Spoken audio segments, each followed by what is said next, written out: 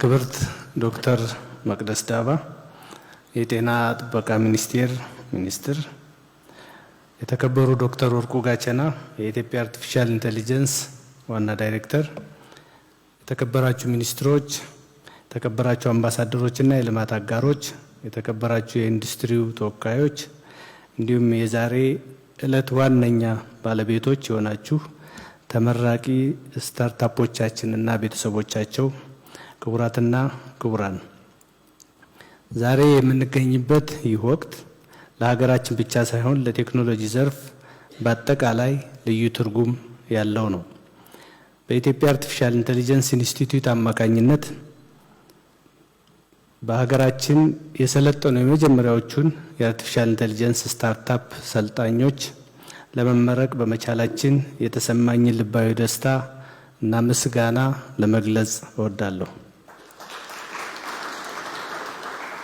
ይህ ዕለት ክቡር ጠቅላይ ሚኒስትር ዶክተር አብይ አህመድ ከወራት በፊት ለዘርፉ በሰጡት ትኩረት እና የቅርብ ክትትል ኢትዮጵያችን በልጆቿ ጥረት ያስገኘችውን ውጤት አብረን እውቅና ለመስጠት የቻልንበት ታሪካዊ ቀንም ነው።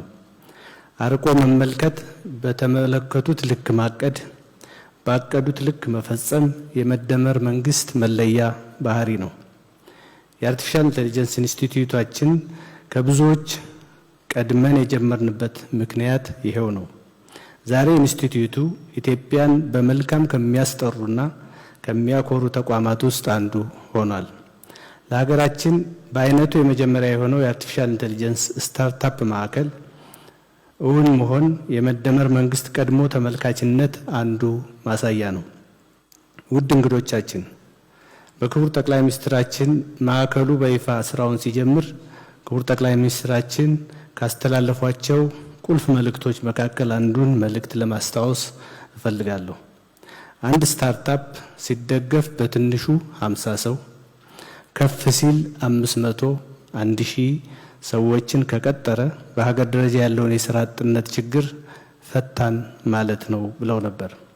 ይህ ንግግር ለእኛ የስራ አቅጣጫ ብቻ ሳይሆን የዕለት ተዕለት ጥረታችን ጉልበትና መነሻ ሆኖ ቆይቷል። ዛሬ በዚህ በሳይንስ ሙዚየም ተሰባስበን የዚህ ራዕይ የመጀመሪያ ፍሬ በአካል ስንመለከት ለዚህ ውጤት የተጋንና የተባበርን ሁሉ እጅግ በጣም ደስ ሊለን ይገባልና እንኳን ደስ አላችሁ ለማለት ፈልጋለሁ። ተመራቂዎች እንደምታስታውሱት ባሳለፍናቸው 6 ወራት ውስጥ በኢትዮጵያ አርቲፊሻል ኢንተለጀንስ ኢንስቲትዩት ኤአይ ስታርታፕ ማዕከል የቴክኒክ ስልጠና፣ የምርት ልማት ክህሎት እንዲሁም የገበያ ስትራቴጂ ስልጠናዎችን በስፋትና በአይነት በተደራጀ መልኩ አግኝታቸዋል። ይህ ስልጠና የቴክኖሎጂ ማልማት ችሎታ ብቻ አይደለም፣ ትክክለኛ ችግር ፈቺ የቢዝነስ አስተሳሰብም የያዛችሁበት ሀብት ነው።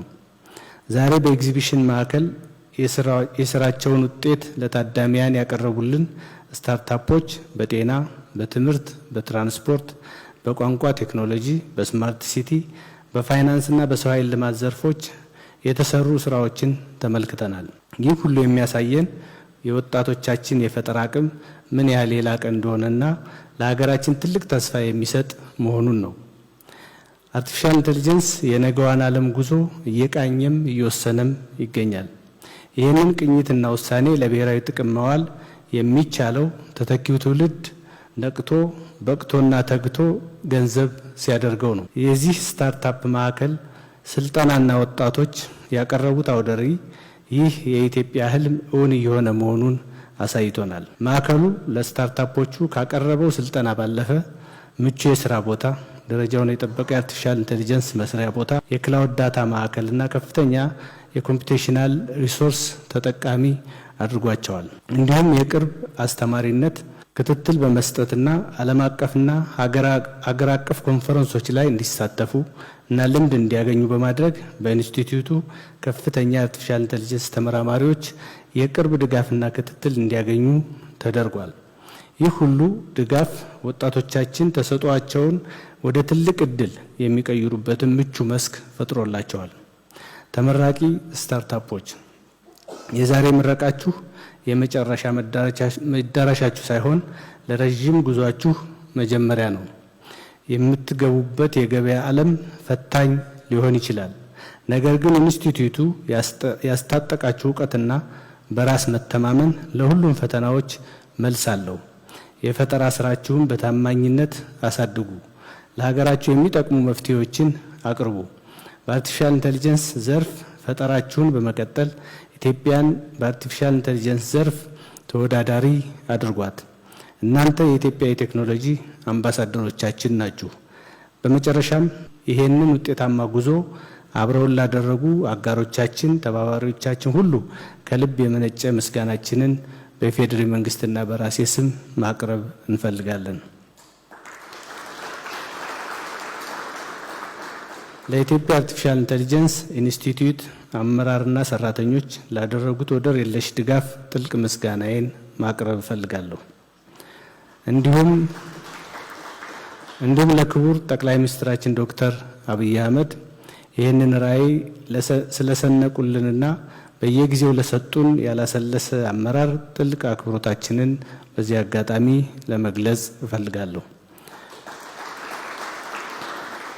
ውድ እንግዶቻችን፣ ውድ ተመራቂዎቻችን፣ ይሄ የመጀመሪያው ምዕራፍ ነው። ወደፊት ከዚህ የበለጠ ብዙ ስኬታማ ምረቃዎችን አብረን የምናከብር መሆኑን በሙሉ እምነት ለመናገር እፈልጋለሁ። ሌሎች መንግስታዊና መንግስታዊ ያልሆኑ ተቋማት የአርቲፊሻል ኢንተለጀንስ ኢንስቲትዩት የጀመረውን እጅግ ወሳኝና አስፈላጊ ሞዴል ተግባር እንዲከተሉና ኢትዮጵያ በስታርታፖች ልማት ለራሷ ብቻ ሳይሆን ለመላው አፍሪካውያን ወጣቶች የምትተርፍ እንድትሆን ተግባሩን አጠናክረን የምንቀጥል ይሆናል። በዚሁ ለዛሬ ተመራቂ ስታርታፖች መልካምና ስኬታማ ስራ ዘመን እመኛለሁ። እንኳን ደስ አላችሁ። አመሰግናለሁ።